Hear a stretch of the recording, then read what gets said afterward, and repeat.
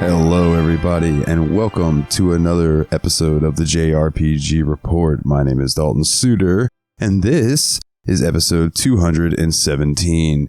And we have a good amount of news to roll into this week with one that excites me very, very much. But before we get into that, I want to say to you all, I hope you're having a wonderful week, and I hope it continues to be a wonderful week and rolls into a great weekend. Because you all rock. And let's use that and roll into some news. Now, first and foremost, this isn't necessarily news per se, but I know a lot of you are looking forward to Xenoblade Chronicles 3. Okay.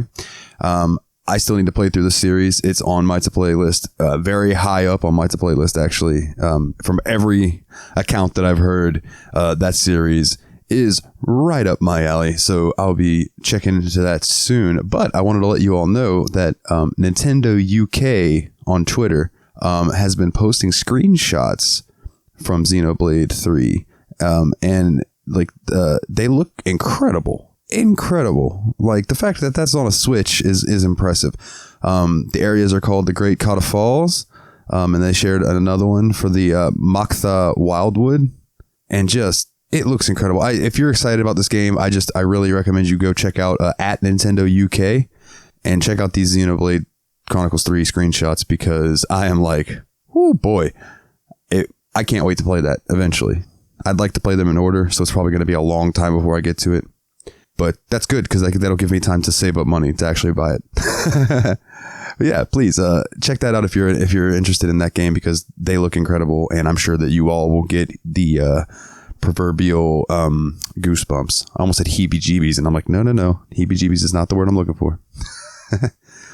By the time that this episode comes out, I believe that this will have already come and gone, but hopefully you all got a chance to check it out. Atlas released a game survey for people to do. I believe they do it, once a year or so. It took me about half an hour to go through and do the whole thing. Lots of questions about, what types of games do you like? What do you think about certain series? But the main thing that I found was they were asking a lot of like, what games would you like to see on what platform? So I went through and basically every game, all the Shin Megami Tensei games, all of the Persona games, all the Etrian Odyssey games. I was like, please give it to us on PC, PS4, PS5, and Switch. I was like, on all of them. I was just like, please, especially PC. Like anytime that I could put in there, especially PC, I was like, especially PC, please. Those games have always been console games. Give us PC players just a little bit. Although, I say that we got Persona 4 Golden and PS4 didn't, which is still really weird to me. Still really weird to me. But what are you going to do? But yeah, the survey, it was pretty cool. I really enjoy the fact that Atlas does this, because from basically everything that I've seen over the years, like they actually listen to people when they take these surveys into consideration and really use the information. So fingers crossed that we'll start seeing more ports of some older Atlas games. Like, can you imagine? We wake up one day and all of the Persona games now available on PlayStation 4, PlayStation 5, Switch, Xbox, and Steam. Oh, savor the day. Savor the day. Something I thought was kind of cool. The Phantasy Star, like we're going old school JRPGs now, which I actually have a copy over on my shelf. Sega Master System in box. It's the game that I have that's worth the most. And not saying that it's worth a ton, but it's the game that I have that's worth the most. Anyways, Phantasy Star vinyl soundtrack pre-orders will open soon. Sega's Phantasy Star will have an original soundtrack in vinyl format for the first time. Ship to Shore Phonoco will open pre-orders for Phantasy Star vinyl soundtrack on its website on Tuesday, May 17th at 2 p.m. Eastern. So, as you're hearing this, you can go and check this out if you are interested in picking this up. I might have to look at it myself. A Ship to Shore Phonoco's tweet previewed Tokihiko Uwabo's title theme as one of the tracks in the soundtrack. The Phantasy Star vinyl will include both PSG and FM synth versions of the tracks. Phantasy Star appeared as a single-player RPG on the Sega Master System in the late 1980s. It tells the story of Alice Landale, who goes on an adventure around 3 planets to fight against the Star System's king, Lassic. The company later ported the game to the Sega Saturn and the Game Boy Advance, and it also released a remake titled Phantasy Star Generation 1 for PlayStation 2 in Japan in 2003. So yeah, if you're interested in that, definitely check it out. Check it out. And there are other ways to play Phantasy Star. If you've never played Phantasy Star, but that sounds like something that you would be into, I do know that like the Sega Ages series or on PC, if you get the Sega... Oh, no, I'm sorry. It's not on the PC version. I think it's PS3. The Sega Genesis Master System Collection had that game. If you played like the first level of Star Fox, it unlocked Phantasy Star 1 for some weird reason. Anyways, I'm rambling at this point. Moving on. Let's see, we got some... Oh, Final Fantasy 15 has reached 10 million units worldwide for sales. That's incredible. Square Enix announced that the total sales for Final Fantasy 15 have reached 10 million units worldwide. This includes digital and physical sales of the title, and additionally, this number includes total worldwide sales for Final Fantasy 15 Royal Edition.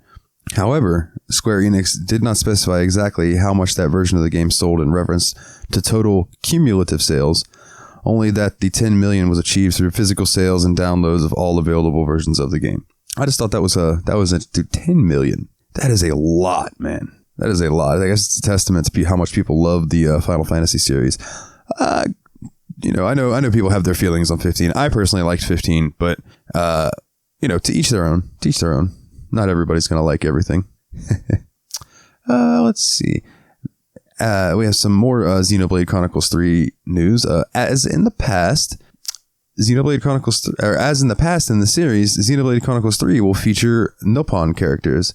2 in particular will be able to help your party. While they aren't main party members in the same way like Noah, Mio, Uni, and Teon, they will be able to join players. Both Riku and Manana can fill the 7th party member slot as quote-unquote hero characters and work together as a pair in Xenoblade Chronicles 3. And then they tweeted out, looks like Xenoblade JP tweeted out a little trailer showing off these characters. It said Riku appears to be carrying a sword and shield, and he's voiced by Sayaka Senbongi. In addition to being able to fight, he can fix weapons and other machines. So I will retweet this so you guys can check this out if you'd like. And then it has Manana is shown carrying a shield, and she's a Nopon chef. Her voice actress in Japan is Aya Suzaki, and in the reveal video, she talks with Mio and Teon. And there are also some screenshots. So, like I said, I will post this out on the Twitter if you guys would like to check it out. I know, I mentioned this at the beginning. I know people are hyped for this game. So, there's some new Final Fantasy VII concept art out there. New Final Fantasy VII Remake concept art is here, and this time it shows 5 weapons Cloud uses in the game. Square Enix took to Twitter to share the design document. Here's the full Final Fantasy VII Remake concept art showing the 5 weapons that Cloud can use. Of those, 4 are swords. The odd one out is a nail bat. People can get this one in Sector 5 slums by helping Leaf House's Miss Folia find 5 kids and defeating a hedgehog pie king with Cloud and Aerith. On the top row, you have the Iron Blade, the Hard Edge, and the Nail Bat. And let me tell you, this Hard Edge sword looks awesome. I will be sure to share this out so everyone can see these. The bottom row includes the Mithril Saber and the Twin Stinger. Now, I have a couple things. So for one, the Nail Bat, my brain totally goes to Conker's Bad Fur Day, and that's what that reminds me of. I'm sorry, I think it was Conker Live and Reloaded, where you had the Nail Bat. Nah, it doesn't matter. That's not a JRPG. But the Mithril Saber looks like a sword straight out of Dragon Quest. 120%. It looks awesome. I would probably play through the game using that if I could. The one Final Fantasy VII Remake weapon not shown in this image is Cloud's Buster Sword, as he starts the game equipped with it. So that's cool, man.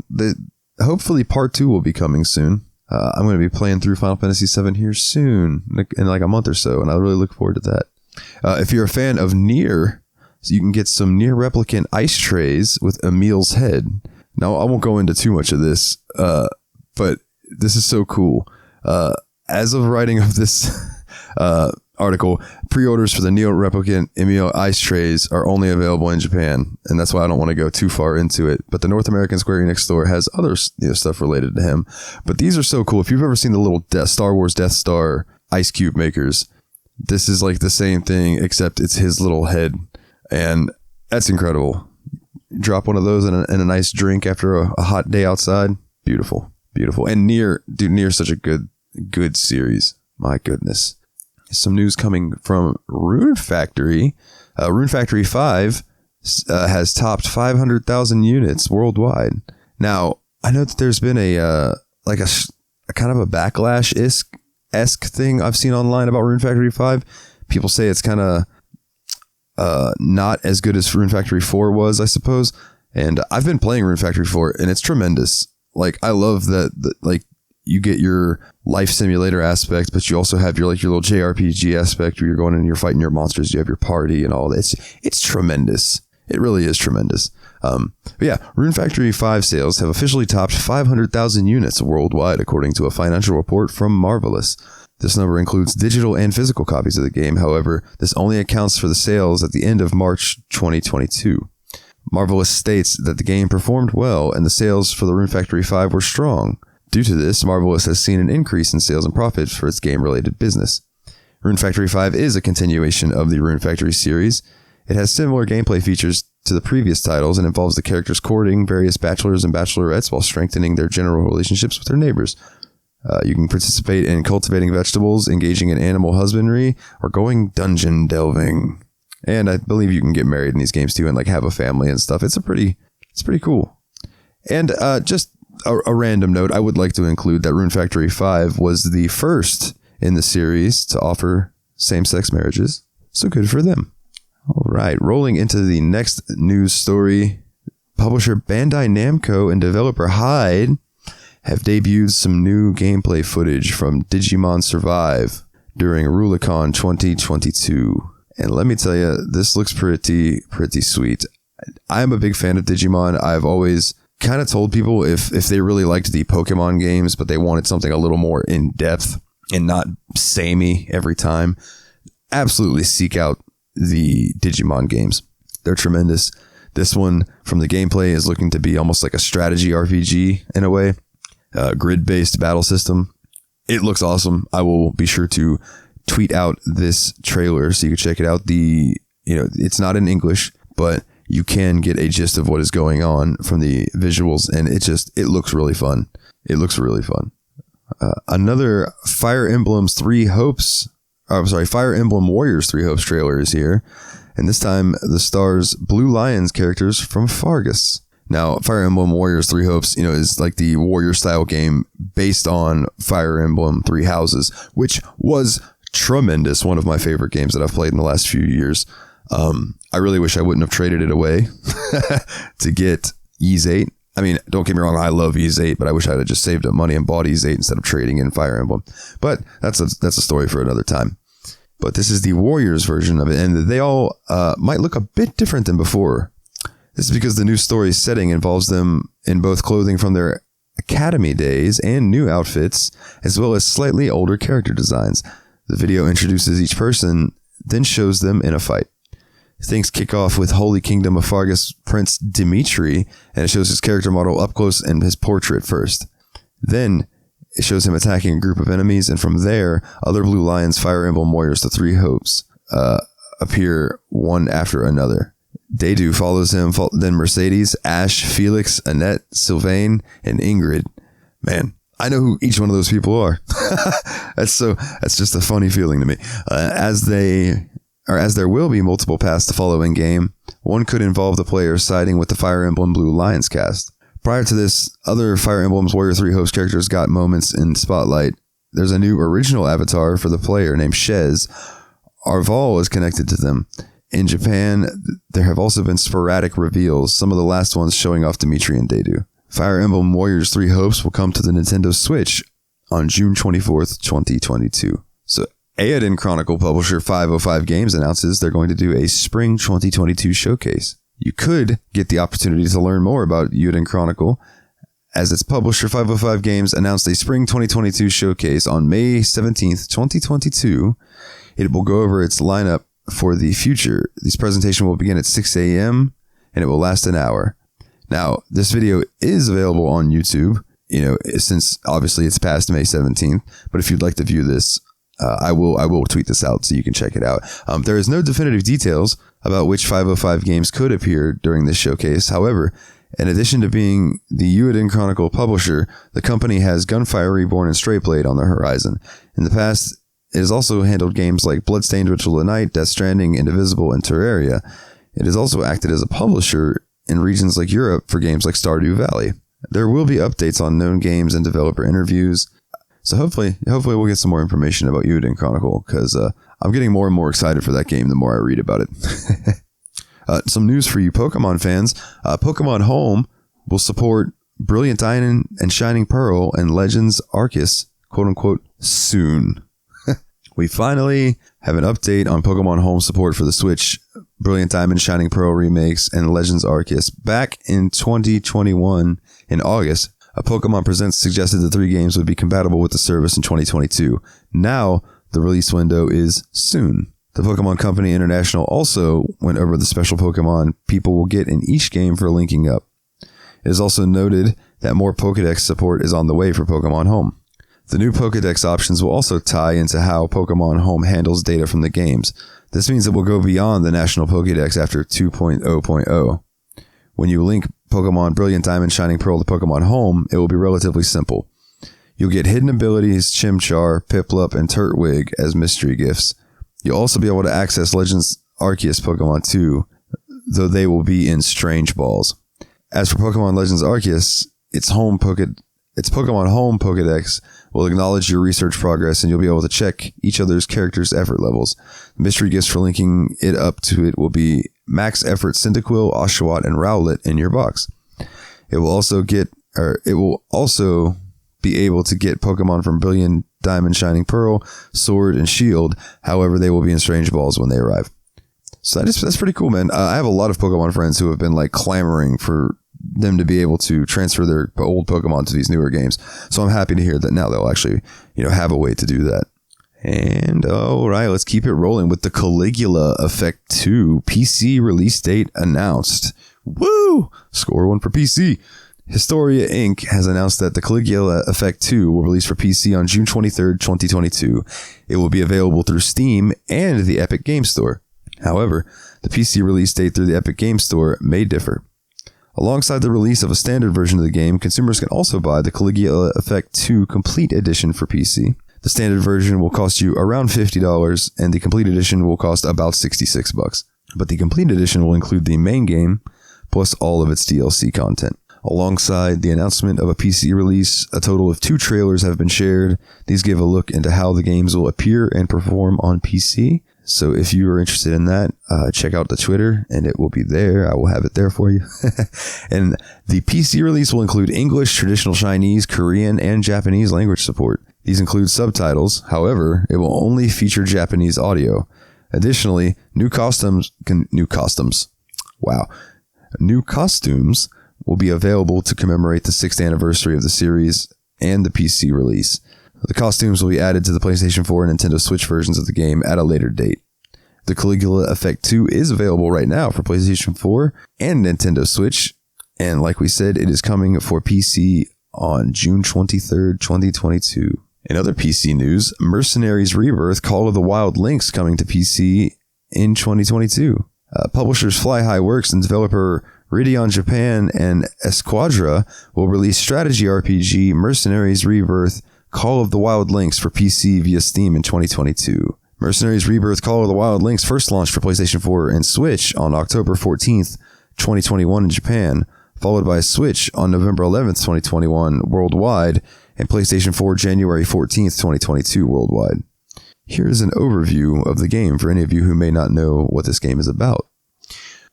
Obtain the Sword of Victory together with Princess Kira and the Wild Links mercenaries. Mercenaries Rebirth is a tactical RPG set in a fantasy world. Battles occur on quarter view maps with height differences, wherein the front, back, and side of the map determine each battle's outcome. Support effects depend on where the allied characters from your party are positioned and features high strategic maneuvers. Talented illustrator Makamura Shinsuke-san is appointed character designer. Beautifully drawn characters play more active roles with rich facial expressions that vary from joy, sadness, anger, etc. Yeah. Some key features. Rebirth Exceed. The gauge in the upper right corner of the screen builds up anytime the player attacks and defends during battle. Store up enough power to activate a particular skill called Rebirth Exceed. Each character has unique talents, including dealing with godly damage to enemies and reviving fallen allies who cannot fight.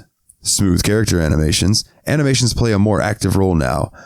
During the battles, smooth character animations were made by animating the parts of the character's pixel art. Both human characters and monsters move in a lot more vividly than ever compared to the previous titles in the series. Plus, much more. If that sounds interesting for you, you can find this link on our Twitter page and check this out. Or you can go look it up on Steam itself, maybe wishlist it. Or, if you have a Switch or PlayStation 4, go check it out on there. It's already out. You could be playing this right now. Kicking back in your undies, eating some Cheetos. You know what I'm saying? One of those good nights. Okay, here's the one I'm excited for. Here is the one that I am super excited for. Publisher Compile Heart and developer Sting have announced Fairy Fencer F, Refrain Chord. For PlayStation 5, PlayStation 4, and Switch, the latest issue of Weekly Famitsu reveals it will launch on September 15th in Japan for 8,580 yen, and a limited edition will also be available for 10,780 yen. Fairy Fencer F, Refrain Chord is a tactics RPG featuring an assortment of characters from the series. If you haven't played Fairy Fencer F, Advent Dark Force, which is the version that I recommend of playing that original game, oh my goodness, dude, it's so campy, but it's so fun.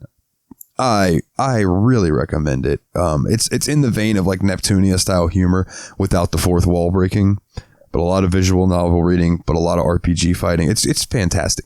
I mean, in my humble opinion, at least. Anywho's, dramatic resonance can overturn a battle through song, a high-risk, high-return element that can strengthen both sides of the battlefield. It occurs when an ally or enemy's songstress sings. Support Fairy Boost has a high degree of freedom, and there is treasure hunting elements on the world map. And some of the returning characters that you will see are Fang, Tiara, Songstress Fleur, and Fairy Aaron. Now, there are a bunch of screenshots and everything, and this was all that I had seen at first. And I was like, oh man, I was excited even then, right? But then before I come on to record, I went to go check and make sure there wasn't any new news out there. And then I saw that there had been a little more news. They have released a trailer for this game and some more screenshots. So the F lineage continues. Song unlocks, a new battlefield unlocks. Oh, that was a weird sentence to read. The Fairy Fencer F Ghost strategy in the RPG Fairy Fencer F Refrain Chord features an assortment of major characters from the series, experiencing strategic battles through new characters called divas, as well as fencers and fairies. Fairy Fencer F is a fantasy RPG set in a world in which a war between the vile god and the goddess once occurred, and a young man named Fang, who is an awesome main character, by the way, awakened as a fencer that wields the fairy weapons known as Furies, goes on an adventure alongside Fairy Aaron and Girl Tiara in the story surrounding the gods. And here is an overview of the story. Long ago, civilizations flourished due to knowledge granted to the people by the goddess. They erected towers that reached to the heavens and built weapons that could pierce even the gods. However, the civilization soon perished in the war between the vile god and goddess. And so, time passed until present day. Fencers are warriors who wield special weapons that contain fairies. Fang, a young man and fencer, goes on a journey with his companions in search of Furies in order to resurrect the goddess. One day, Fang encounters a girl who saves people through song, as well as a girl who brainwashes people through the same means. Together with the girls who call themselves divas and possesses mysterious power, Fang's fate is set into motion. Sounds intense, right? I swear it's more campy than it sounds. Although this new one might be a little more serious than the other one, but I seriously doubt it. I really do. But yeah, just here's some things of the battle system. And highly strategic battles will unfold on the fields with multiple levels of elevation. In addition to the character direction, fair eyes, and difference in elevations, the game's key feature is utilizing songs to gain the upper hand. The strengthened state known as fair eyes makes a return. By building up the gauge and activating fair eyes, your stats will gain a significant boost, and there is also special skills that can only be used during the fair eyes state. And since each character has their own attack range and effects, understanding what makes them unique is going to be the key to your victory. And greater strategy through Diva songs. The fairy song Fairy Aria is a special skill that can significantly strengthen all allies within a certain range. And since this only affects units within said range, it is important to position your fairy and units near each other. So you're really going to be worried about positioning and things like that. Okay, so I'm going to be using my my Fire Emblem knowledge when I play this game, apparently. So if you'd like to hear and read up more about this, I will share this link over on the Facebook page. But like I said, I am super stoked for this. I love Fang and those characters from that game. It's wonderful. And just seeing these old characters that I know so well coming back for like a second journey, it just warms my heart. It really does. I don't know if you can hear the smile on my face, but it's there. And speaking of Compile Heart, they release a teaser for Galapagos RPG Evolve. Now, I don't know what this is, but man, that sounds really intriguing to me. Compile Heart has released a teaser website for a new project under Galapagos RPG Revolve. Galapagos RPG Revolve is a rebranding of Galapagos RPG, the developer behind titles like Death End Request and Death End Request 2. More information about the project will appear on May 19th, 2022. However, Compile Heart has released a short teaser trailer for the rebrand. Oh man, so this is going to be later today. Okay, well, if I hear anything, I will be sure to include it on next week's episode, I promise. The trailer features the previous Galapagos RPG's logo tearing away to reveal the new rebrand. Then, a pair of vocal tracks slowly slide into view, eventually colliding to reveal the letter F. Then the tracks separate and the letter disappears. You can watch the teaser trailer below. Oh, you know what? I wonder if this was the Fairy Fencer F announcement. I don't know. More information about the rebrand and the new project under the newly rebranded Galapagos RPG Evolve and Compile Heart will be revealed on May 19th, 2022. The teaser website states that this will be an entirely new title, which will... Oh, okay, so it's not going to be a Fairy Fencer F, which will be part of an effort to further, quote-unquote, evolve the Galapagos RPG brand. Outside of its work on Death End Request series, Galapagos RPG has also worked on Arc of Alchemist and Dragonstar Varnir. Its catalog extends back to the 2013 release of Fairy Fencer F. Oh, there you go. Which eventually saw a second release in 2015 with Fairy Fencer F Advent Dark Force. Which again, I can't recommend enough. So some news coming from Final Fantasy XI here.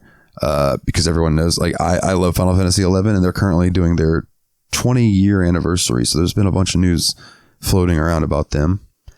Final Fantasy XI is celebrating its 20th anniversary this year, and while rumors have circulated about the MMORPG's future, for, by the way, what seems like 15 years now, people have been like, oh, that game's done. It's shutting down this year. It never has. Director Yoji Fujito revealed that Final Fantasy XI won't be shutting down anytime soon. Additionally, the director talked about the upcoming Prime weapon, and the article includes various interviews with past and current staff. The interview comes from this week's issue of Famitsu, releasing on May 19th, 2022. The issue's main cover celebrates the MMORPG's 20th anniversary, and the special features included interviews with the current director and producer, as well as past collaborators like Hiromichi Tanaka. The special feature also provides a timeline starting from the game's launch and talks briefly about Final Fantasy XI's future. Notably, Fujito reportedly addresses concerns that the game may shut down sometime in 2022. Quote, due to past comments, there may be some people who are worried about the game be shutting down in 2022, but I don't think you will have to be concerned about that happening anytime soon. Similarly, producer Akihiko Matsui mentioned that all of the higher-ups at the company are telling the team to continue doing Final Fantasy XI. On the topic of upcoming Prime weapons, Fujito revealed that users will be able to obtain them. Specifically, players will be able to obtain weapons through the progression of the story. However, it is still unclear when the developers plan to add in the Prime weapons. And if you'd like to, check it out, Final Fantasy XI is available to play on PC. And listeners, if you're listening and you want to play Final Fantasy 11 and you hit the first raid boss of Final Fantasy 11, which is navigating through Play Online to actually be able to play Final Fantasy 11, because they haven't updated Play Online in 20 years, please DM me on Twitter, find me on Facebook. I will gladly talk you through that process, because it's a pain, but once it's done, it's done. You rip that Band-Aid off and then you can dive into the world, if that sounds like it'd be your thing. And continuing in the Final Fantasy vein, Final Fantasy VII 25th anniversary news will appear in June 2022. While the English rebroadcast of Final Fantasy VII, the First Soldier game livestream won't appear until May 19th, 2022, it has shown up in Japan already and involved the Final Fantasy VII 25th anniversary news. Tetsuya Nomura confirmed announcements would appear June 2022. This falls in line with other announcements Square Enix made concerning Final Fantasy VII's 25th anniversary game announcements and news. In January of 2022, both Nomura and Yoshinori Kitase teased new projects and Final Fantasy VII Remake Part 2 news. That same month, an anniversary logo with Cloud, Zack, and Sephiroth debuted, and since then, a fan art gallery has appeared. There are a few other Final Fantasy VII games that should be getting releases and new updates alongside the 25th anniversary. Season 3 of Final Fantasy VII, The First Soldier, is on its way, and there also should be news about the upcoming Final Fantasy VII Ever Crisis launch. That is the mobile game that will remake a number of past compilation of Final Fantasy VII projects. Those will appear as games in the app, and it will also mark the first worldwide release of the Turks prequel Before Crisis Final Fantasy VII. So yeah, that could be cool. Maybe Remake 2 will be coming out next year. Remake Part 2. Well, I guess we'll find out next month. Fingers crossed. Let's see. There's a Persona. There's some Persona stuff. Persona X Felicimo 25th anniversary goods are up for pre-order. Felicimo is making a special line of commemorative merchandise for the Persona's 25th anniversary. And the items are now available for pre-order. Atlas has launched a special Persona X Felicimo anniversary goods site to showcase the line, which will ship to customers in Japan in late 2022. I wonder if they're going to be shipping to the United States, though. Yeah, I mean, they're giving me United States prices, so maybe this you'll be able to ship over here, or find somebody who will ship it to you. Pre-orders will open and run until... they're open now and will run until June 15th, 2022. Delivery of the pre-ordered items are scheduled to be around September to October 2022 window. It looks like we've got some like printed cloths with some Persona art on it. We've got like maybe a makeup bag, some shirts, some wonderful shirts, man. One of the shirts that you can get is actually modeled after Joker's shirt when you're in the prison in the Velvet Room. I dig that a lot. Persona's 25th anniversary multi-use cloth combines art and the game screens from all 5 mainline Persona series and a collage printed onto a microfiber cloth, and that'll run you about $17. The anniversary school logo multi-use pouch is decorated with the logos from all of the schools from the Persona games. That'll run you about $27. And there are more. So if you are interested in this, you can find it on our Twitter. I will tweet this out, and everyone can check this out if this is Persona merchandise is your thing. And this is a quick news story on this one, but the Saga series, Square Enix will host the Saga series official broadcast on May 31st at 19 JST. So whenever that is over here, I'm sorry, I'm really bad at time zones. But you will be able to watch it on YouTube and Nico Nico. The broadcast will feature the latest information on the Saga series. Specific details, including presenters and featured titles, will be announced during the broadcast. And that is literally all. So if you're a fan of the Saga series, just keep your ears and eyes out for May 31st. And to wrap up this episode, we have some Trails of Zero information. There's a new Legend of Heroes Trails from Zero trailer, and this one focuses on the four main characters. A short video shows off Detective Lloyd Bannings and his allies Ellie McDowell, Tio Plateau, and Randy Orlando. Randy Orlando, that is an amazing name. Wait, that's like when you're playing through Oblivion and you have to go find the son of the emperor, and they're like, his name is Martin. I'm sorry. It's just like these Lloyd Bannings, Ellie McDowell, Tio Plateau, Randy Orlando. I hope that's the best character. I do. I hope that's the best character. Things begin with Lloyd as he gets off the train in Crossbell. After that, the gameplay footage is shown with him speaking to the Sergeant Major with Ellie, Randy, and Tio. From there is a clip of him attacking enemies in the rising sun in battle. After that, Ellie gets her moment, and we get to watch her running around town, then using the move Aura Rain, followed by Tio leading the party before using a zero field attack. Finally, Randy is in the lead when the group runs down a commercial side street, and in his battle segment, he uses Crimson Gale. All 4 of these characters will appear on the game's reversible cover, and NIS America allowed people to vote for which one would be used as the opposite side back in April 2022. And the second option, which you can see below, which if you go to their Twitter, at NIS America, you can find a picture of this.